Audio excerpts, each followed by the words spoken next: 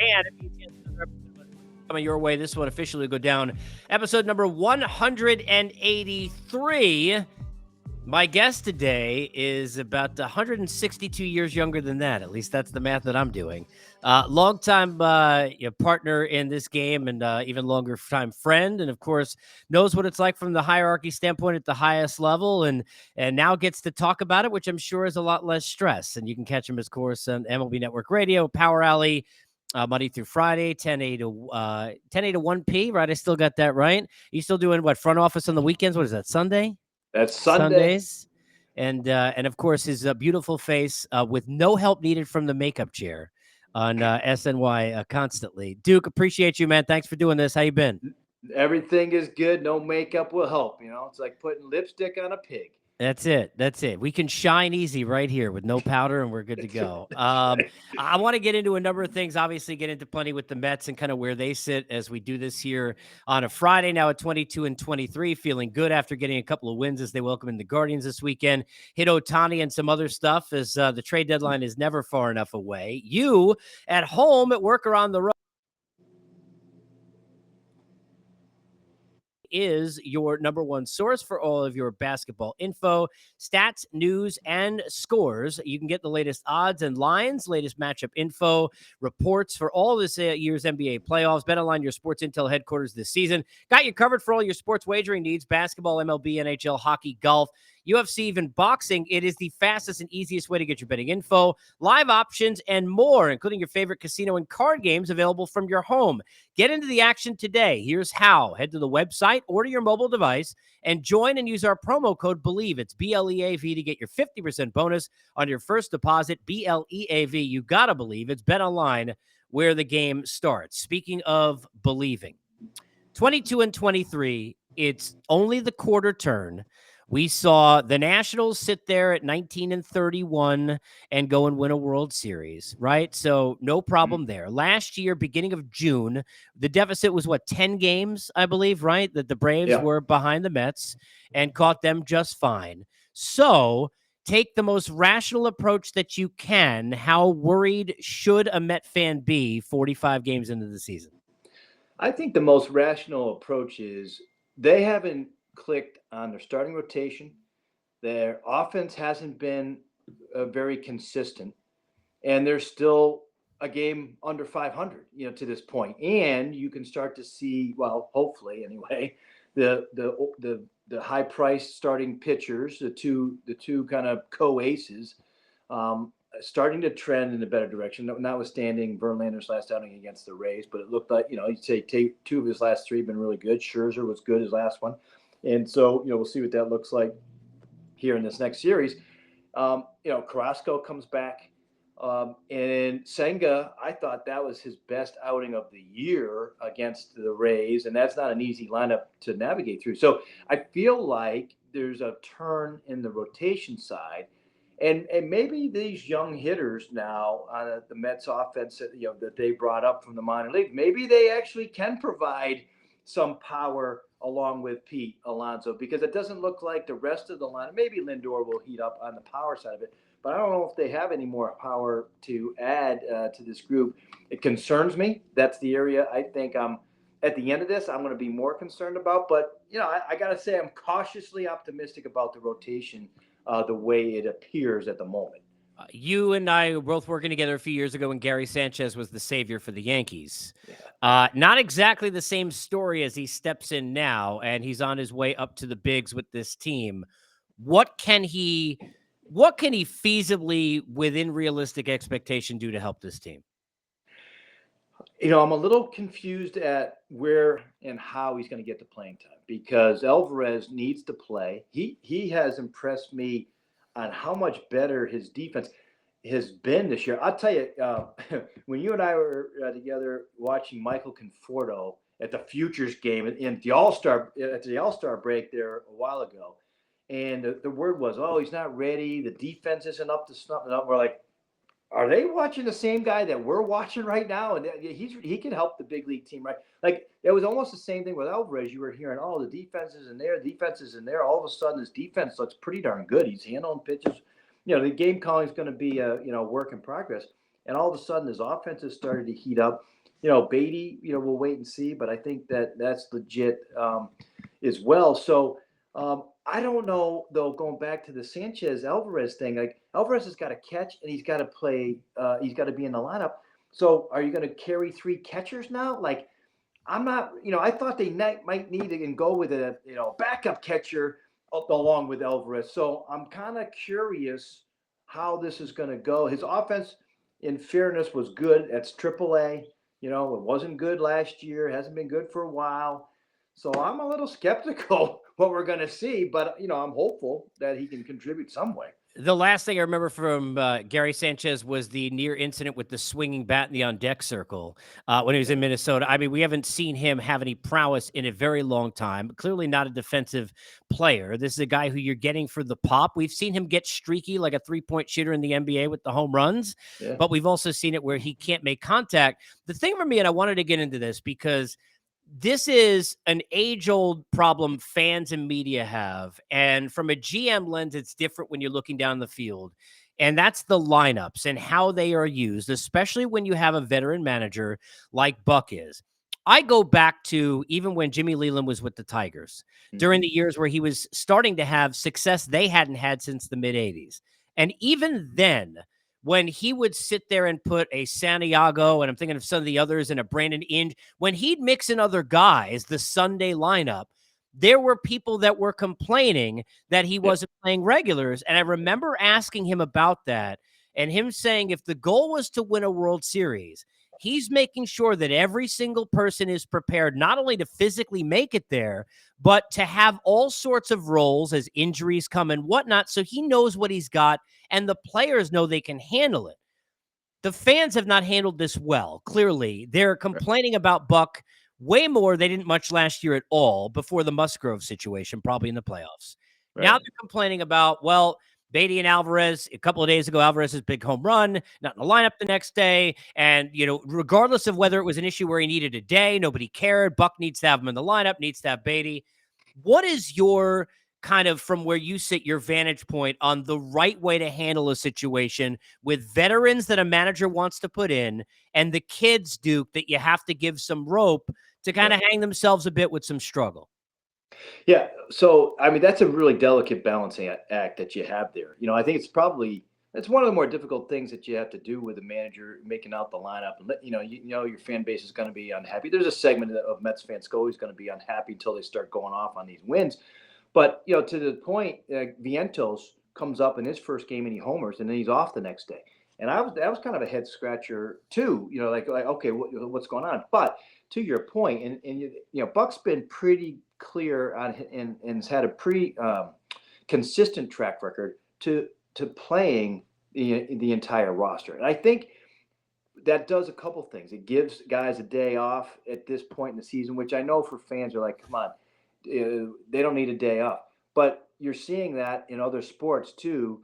That workload and being careful, on just all of that kind of comes into the long season, 162 game season. And you're going to have a bunch of injuries. And then if you have got a guy sitting there on the bench for 2 straight weeks, which he used to do with like a Ryan Flaherty, but Ryan Flaherty, when the Orioles, like he could hit, falling out of bed. So, all right, you gave him 2 weeks of no playing time and he just pick up. But that's a rare guy. Like you don't find guys like that. So I felt, and Bobby Valentine was also very good at rotating guys in and getting them, like every day, Duke. I mean, Bobby had a different lineup every day, literally. And it would drive me nuts too. When I was in the front office, Piazza has got a Sunday off. Here comes Todd Pratt. And Pratt would hit a home run. You're like, okay, that feels fine. And then Piazza, after the off day, would hit a home run. You're like, okay, there was like the method to the madness. So there are workload issues that are, I think, tried and true now. And Buck's experience, I think, is what you kind of lean on and fall back on. So I don't get as concerned about it. What I get issues sometimes you see in sports where like San Diego struggling for a long time and then they don't change up the lineup and they keep Fernando Tatis in the leadoff spot. Like, don't be too stubborn to know that maybe that doesn't work, and that's where I would look at it from Buck's side. Okay, if we're seeing the Mets are so built on Alonso, maybe Alonso should go into the 2 spot more, and maybe flip he and Lindor every once in a while, or you try that on occasion to see if that sparks the offense. You don't have to do it. Remember, your buddy Joe Madden. We talked to Joe would put Anthony Rizzo in the leadoff spot sometimes. For what? Because he wasn't swinging the bat well, and then after like 3 games where he swung it well, you move him back to the regular position. So trying things like that, I think, is worthwhile. Yeah, here's the other thing, Duke, and I think people need to realize this. We focus on the young kids not getting enough time, or if they're getting too much rope and struggling, then we complain, well, they should have more days off, or just to your point, Vientos hits a home run, well, he got to play every day. If the guys the Mets were paying and counting on to do what they're supposed to, and I'm not talking about Pete, right? Forget the batting average for a second. But if Lindor and Marte and McNeil and Canna and Vogelbach and all the other 6 guys that you knew would be stalwarts in there were doing what they're capable of and what they're expected and paid to do, I'm not getting on his 45 games, I get it, but I'm just being honest. Yeah. If they're doing that, then it's easier for Buck to let Alvarez go 2 for 40 and not care, or to let Beatty go 3 for 30, and I'm just throwing out arbitrary numbers, and not care. Aren't we pointing at the wrong thing? Instead of spotlighting the lineup changes, the ones who aren't being changed, who are in there every day, aren't doing what they are supposed to, and that is the much bigger problem. Yeah, Escobar is another guy you can throw into that equation, right, to your point. And I think that's the most difficult thing when you look at, so all this clamoring for Vientos, because he was crushing pitching in AAA. 13 home runs in AAA or whatever it was, right? 14. Right. And I remember watching some highlights of him, and one of the home runs he hit, and everyone's like, bring him up. He hit it off an 88-mile-an-hour. Yeah, he got holes in the swing, Duke. We saw it last year when he was up. We saw it last year. And what pitcher at the major league level is throwing 88 miles an hour? There's none. They're gone. So, let's not give too much credit to the home run off the 88 high fastball. Yeah. Because that doesn't exist at the major league level. So, that's the thing. And Vientos coming up to be the answer, that's not going to happen. It's, to your point, all these other guys that are getting paid, it's up to them to produce the way they're capable. When you look at this team, clearly they were going to go as far as the age in the rotation was going to take them to an extent. I mean, it's ironic how one of the things we won't talk about as an issue, the Edwin Diaz situation, which, look, it could rear its head at some point, but they've done a nice job. The guys Billy's brought in, I mean, everybody's kind of mix and match a little bit. Hasn't been perfect, but it's not why they're 22 and 23. It's the least of problems you can bring up. When you rely on age, sometimes it's be careful what you wish for, and you got to kind of know what you're getting. Like the Cardinals deciding or figuring out that Wilson Contreras was not Yadier Molina defensively or with pitch sequencing is really funny after the fact. I don't know what they thought they were signing. But for the Mets, did you kind of expect that this was going to be a little of a bumpy road and bubble wrap more than maybe some fans thought going into the season at the front of this rotation? Well, yeah, because when we were, first off, you get asked this all the time. I did, before the season. What's the ideal number of starts for the top 2 guys, right? The close to 40 or over 40 guys, right? And for both Scherzer and Verlander, for me, it was 28 starts each. Why 28 starts? Well, Verlander made 28 starts last year. He ended up being a Cy Young. Look at how he was used. He was used 23 of the 28 or something along those lines was on an extra day's rest. So 6 days instead of 5. So, okay, why would you change that recipe when it was so good? And, oh, by the way, maybe you can convince Scherzer that that's the right recipe for him, because he only made 24 starts last year. And that as you age, you're going to, there's going to be injuries you got to deal with. So, and we didn't know that this was going to be so rocky and so uneven for Scherzer, obviously with the suspension, and he had the trap or neck, whatever it was. But you could almost dial in for them somewhere hopefully between 25 and 28 starts. So I think that's where they should have been planning. I felt like they had at the time enough depth. It doesn't look like they do now. David Peterson hasn't pitched very well at all. Yeah.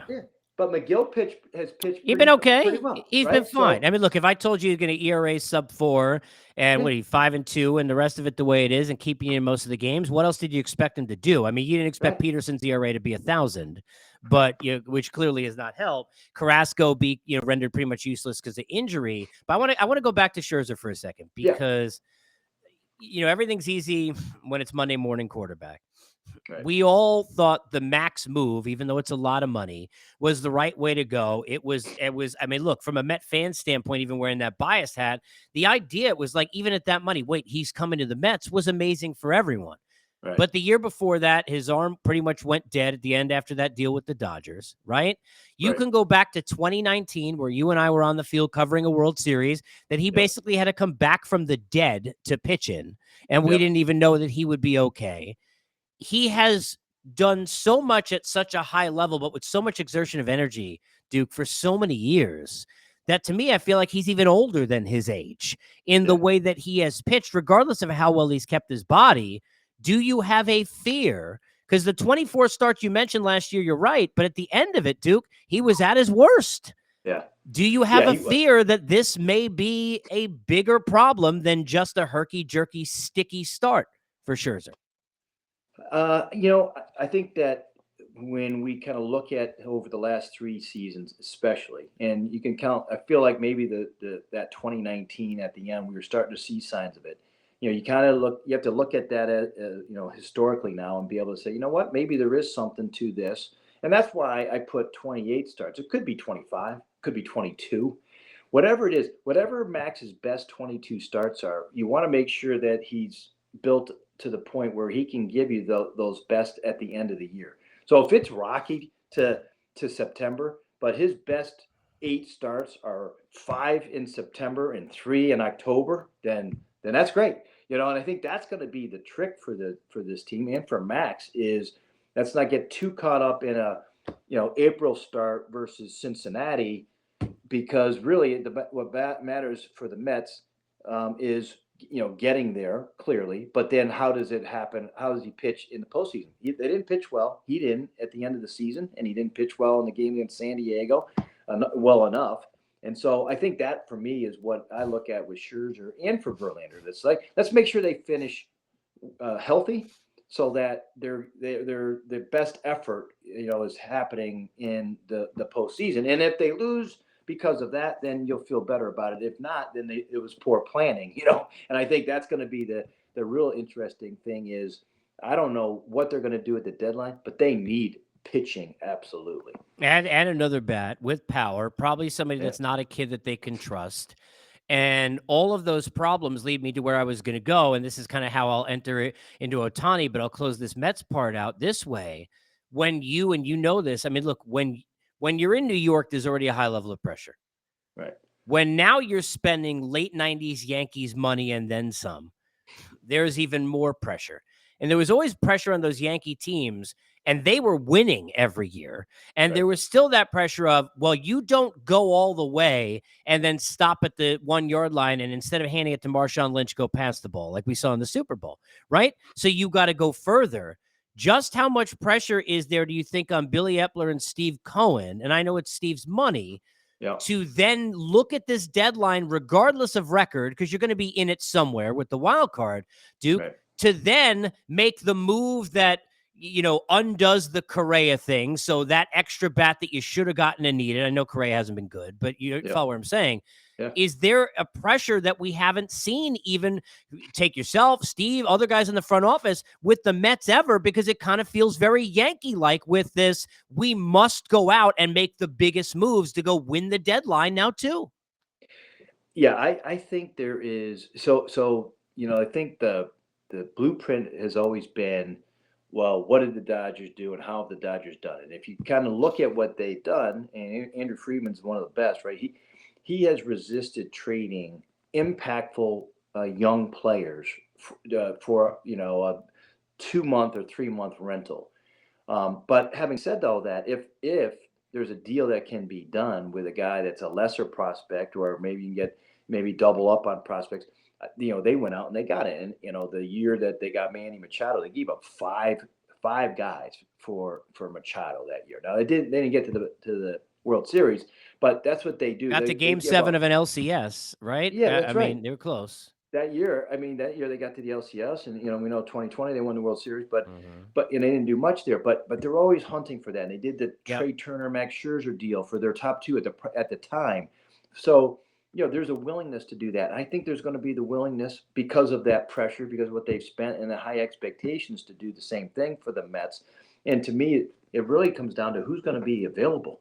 Which might lead to what you want to talk about with Ohtani, because I don't think that, Ohtani's going to be available at the deadline. I think he's going to be a free agent, and that's where teams like the Mets or the Dodgers are going to pursue him. But I find it hard to believe that the Angels today, they're a game over 500, but with the wild card, I feel like they're going to be good enough to be in the postseason mix, and they're going to be adding, not subtracting. That's how I view their team at the moment. Here's the thing. Let's get into that, because it's fascinating to me. If you ask me a should or what they will do, it's 2 totally different answers. Right. The will part of, where Artie's at right now, and who knows with him anyway, and where he sees the franchise moving forward. It looks like they don't move Ohtani, and there's no chance they keep him. And Ohtani ends up Yankees, Mets, to me, Dodgers, Mariners. Maybe you want to throw Padres or somebody else in, but I think it's probably Yankees, Mets, Dodgers, Mariners for me, somewhere in there. Sure. The should part, from a business standpoint, Duke, it is, I would say, almost borderline asinine to have a guy who is, now we've seen this before. We can go to the Robinson Canoes and the 9 million other guys that you kind of thought were going to walk, and they don't get traded. And then, they end up taking money and going elsewhere, and you don't get anything for them. And the franchise didn't want to move the guy and say to the fan base that they were willing to. They want to, in the offseason, right, run the guy under the bus in some way and say, we did everything we can, Harper with the Nationals, whoever, and then save some sort of face. Duke, isn't there an onus on this organization when you have a guy who is one of one to get as much as you can for him at the deadline, when deep down there's no chance he's coming back? Yeah, and it's, I think the front office realizes that too. That's why you saw his name mentioned in trade conversation last year. They were out there shopping, seeing what they could get for him. They couldn't get nearly enough for him, but they were taking the temperature, and that was when there was uncertainty about the ownership group. Because Artie at that point was talking about, I think internally anyway, talking about selling.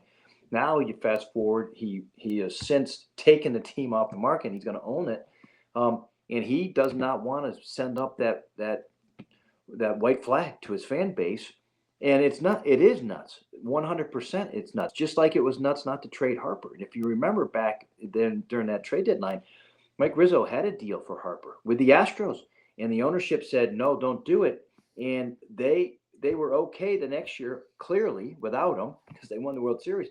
But that they paid the piper and have been ever since. They didn't trade for, their turnaround and their rebuild would have been a lot quicker if they got something for Harper that year. So, I think the Angels, from what they're going to do, it's not likely they're going to trade him. What they should do, 100%, because they can get a top prospect for Ohtani as a starter, and they can get a top prospect at least for what he can do as a hitter. And that's just for a 2.5 month rental for someone else to kind of say, all right, well, we want to have the inside advantage of signing this guy as a free agent.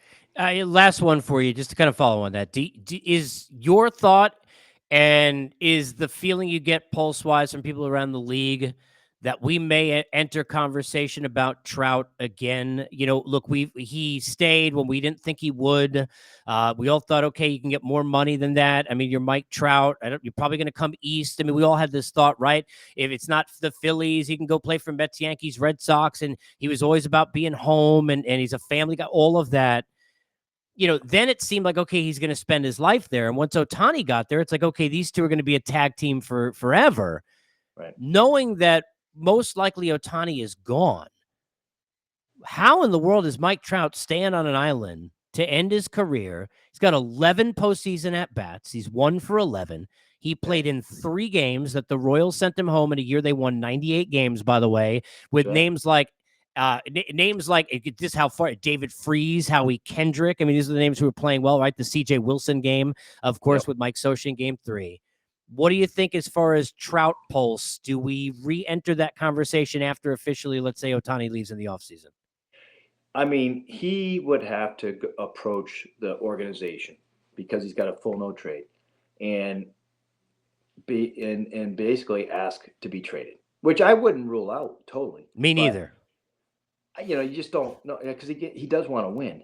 But I also think that there's a pathway that the Angels could replace Ohtani because there's going to be some, there's always free agents out there. They continue to spend money on position players when they need pitching over. Had that Matt Harvey, Julio Teheran, Trevor Cahill, $29 million between the 3 of them work out. I mean, think about that whole group. That was ill-advised from the start, right? All of them were washed up 2-3 years before, and you gave them all that money. They're the only team that gave them that kind of money. So that's where you kind of the Rendon move, which to me was we were there in San Diego doing winter meetings, and at the time it was Garrett Cole, Yankees or Angels. The Yankees go which to me that was dumb too. You're going to give the guy 7 years, but you won't give him 8 or 9. Like at that point, are you kidding? Like no one's getting a good 8th and 9th year. The Yankees knew that too, but you got to. It's the price of admission. But they almost said, like, it's like, it reminds me many years ago when the Orioles gave $50 million to Ubaldo Jimenez because they couldn't get someone else. Like just because you couldn't get to give Rendon that money, I know clearly hasn't worked out, but even if it was going to, even the Tony Two Bags who won a World Series, it's just more offense. He couldn't pitch for you. Their mistakes are not the mistake of Trout and Ohtani. And even when Ohtani leaves, it's almost to your point, Duke, like they've screwed up the pooch, if you will, on everything else to get us to this point. Yeah. And I thought that, and the reason why I like that they'll be in the mix is their GM, Perry Manassian, has built a little deeper roster. So now that Rendon's on the IL, they've got Gio Urshela, where last year they had, a guy from the minors or nobody, no one of quality. So they can get by or maybe even, stay in the mix without Rendon in there. Rendon, had 1 home run. Is hitting over 300, was heating up a little bit, but he's got 1 homer. Like that, you're paying him for a lot more. So again, it kind of his biggest swings were nearly at a fan, not at that's right. Ball. That's exactly right on opening day. So ill-advised signings, and that kind of goes to a lot of the feeling around the league that their GM is actually the assistant and the owner is the GM. For sure. None of those operations go well when it happens that way. Last one, real quickly, but I got to ask you because I'm just curious. I was talking about this the other day. It's not just Eric Neander and his group now. It goes back before that. The Rays have been doing such a great job for so long. But, Duke, they've been pulling pitchers out of nowhere forever. I'm never surprised that there's another 2 guys we never heard of in the rotation or 7 bullpen arms. It never. The fact that their offense, without spending the money, has been the producer and the mainstay, to me, is 135 run differential, whatever it is now. I'm floored by that. Is that as impressive as anything the Rays in this run going back to Andrew Freeman has done? Yeah, I think it is. I feel like I'll make the comparison. Their offense looks like and feels like they those one of those TV shows like the Best Chef or whatever, and they go Top Chef. Yeah, Top Chef. You take these 3 ingredients and go make the best cake available. That's what the Rays do. Spam, they went in the cupboard, Cheetos, this spice and that spice and that thing, and they built this great cake. And like, how the hell did they do it? Like, I don't know how they do it every year, but that with the offense is amazing. It is amazing. Duke, appreciate you. You can get him on Twitter at Jim_Duquette. Of course, you can follow the Unfiltered Revolution at Casey Stern and hit us up Apple, Spotify, everywhere you get your podcast, and on YouTube. Episode 183 in the books. As always, we at Unfiltered are presented by our good friends at BetOnline.